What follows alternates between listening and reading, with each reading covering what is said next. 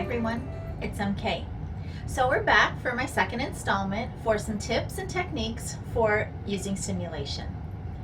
So last time when we ended, we had just got ourselves around in the software a little bit. I showed you a few of the menu items, how to zoom and pan and use the refresh button. At the very end of that video, I did a pantograph and I mentioned that maybe we would talk about using simulation to set up some borders. A lot of times what I do in my studio is I quote out a quilt for an inside fit pantograph, some edge-to-edge design that's going to go on the inside of the quilt, and then maybe one border treatment. So why don't I give you a few hints and techniques for setting up those borders in simulation. Just so you understand how I approach this, we're going to be using simulation to pre-size and pre-set up the units that we'll be stitching at our quilt. So the inside pantograph is a unit. We can get that preset, pre-repeated, all of that. Our borders are going to be units, and we'll create those in simulation, and we're going to true size those to our quilt. Then, when we step up to our machine to stitch, we're going to be able to use skew functionality and get those borders to fit perfectly as it relates to our quilt. So, let's head over to simulation and let's set that up. Alright, so here we are inside of simulation. Just a quick reminder, my mouse pointer is red and yours is probably not. On the screen right now, I have a line drawing just so that we have a visual of a quilt that we might be working on. The dimensions for this quilt are 40 by 55 overall, and the inside area is 30 by 45. So in our last session, we ended up with a pantograph that was 30 by 45. So let's go ahead and do that really quickly before we move on to borders.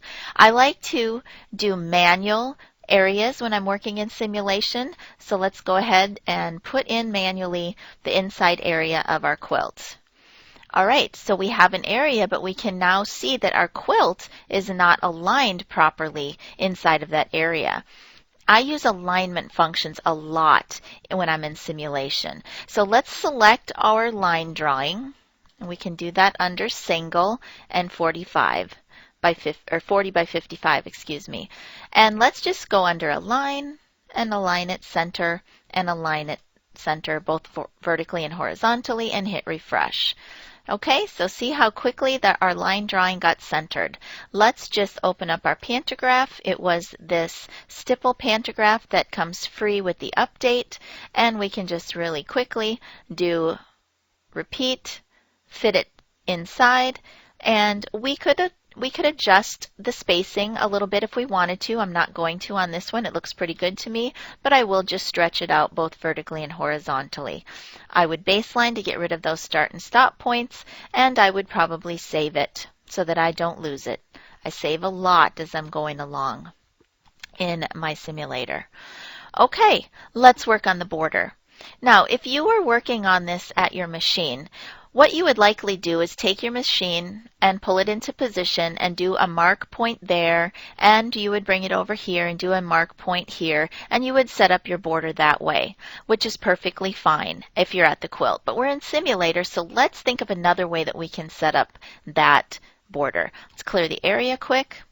Let's set up an area that encompasses the entire dimension of our quilt. So we got 40 by 55. We're going to see what happens with our alignment. Let's do select all. Well, because we've made some changes, our boxes, our quilt and our stipple are not aligned properly. I find that it's better to align things separately one at a time. So with the single button depressed, let's just first select our line drawing, hit align, align it center horizontally and center vertically. Let's then go back and select just our stipple, align it center, align it vertically, center, and refresh to get everything back on the screen.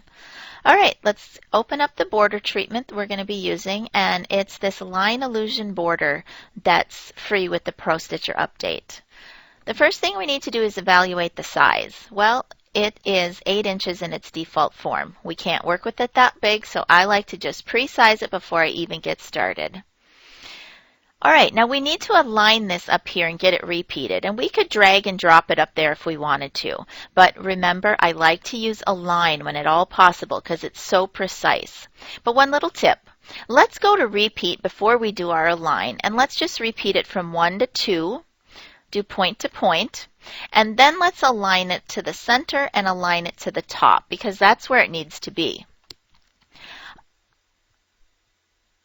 Once you align that now to the center and to the top, let's go back to repeat, and we can manually repeat this border until we can physically see with our eyes that it's big as it needs to be. Now this one just so happens to be exactly the size that it needs to be when we did our repeating. But if it wasn't, if you got it close but not exact, you could do one of two things. You could go through your resize options and just resize that border to the size that it needs to be. In this case, I'm just going to depress the stretch width box, and it's already perfectly sized where it needs to be. The only thing that I don't like about this border is I think I would rather start with the start point down at the bottom. So I'm going to flip it. That looks better to me. I'm going to baseline it to get rid of all my start and stop points, and I'm just going to save this. And I'm going to call it border top. And I had already created that once before, so I'm just going to call it border top, and I'll hit save. Yes, I'll overwrite the existing file. Now we want this border down here, but we don't want to go through all of those repeating functions to make that happen. I would rather just duplicate it. So once we've baselined and saved it, let's just duplicate. Okay, and then let's align it where it needs to be, align to the center, align to the bottom. Again, I would rather flip that start point to the top. That looks good. I would baseline it and I would save it. Now remember, we're saving these items in, individual items. So you can go through these steps and save them, or you can just save it once and do the rest of your naming at the machine. I like to make sure that I have my units properly named, saved, and sized before I even go to the quilt. That way I know I've done it. I'm a creature of habit, and so if I always do it the same way, I know that I have it properly sized, properly rotated, properly fit. Everything is set for me and named by the time I get to my quilt. So I'm going to stop here, and I'm going to leave you at this step. And I want you to try at your Home Pro Stitcher Simulator to fill in these side two borders. Remember, you have at your option your resizing, so you can resize that border. You can flip and rotate it. For our top and bottom borders, we built it horizontally. This time you would want to build yourself a border vertically. You can resize it. You can resize that manually, or you can do some stretching.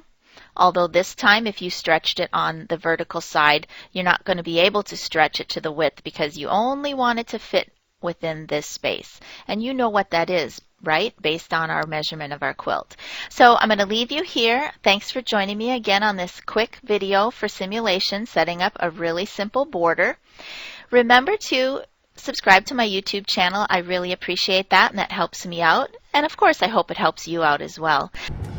Alright, so there you have it, a very simple pantograph, a very simple border treatment, and I've left you with a little bit of homework to try to fit in those other two vertical borders using some of those features that I showed you. So remember, you guys, I am here to answer questions and help give tips and techniques. If there's something that you want to see, a specific technique or just something you don't understand or you have a question about, make sure to contact me. You can find me online on all of those places. I'll have Paul put them up on the screen for you. And I hope this is really helpful for you. It's a lot of fun for me to actually use this software and capture it and bring it to you. So until next time, everyone, it's MK from my studio to yours. Happy quilting. Bye-bye.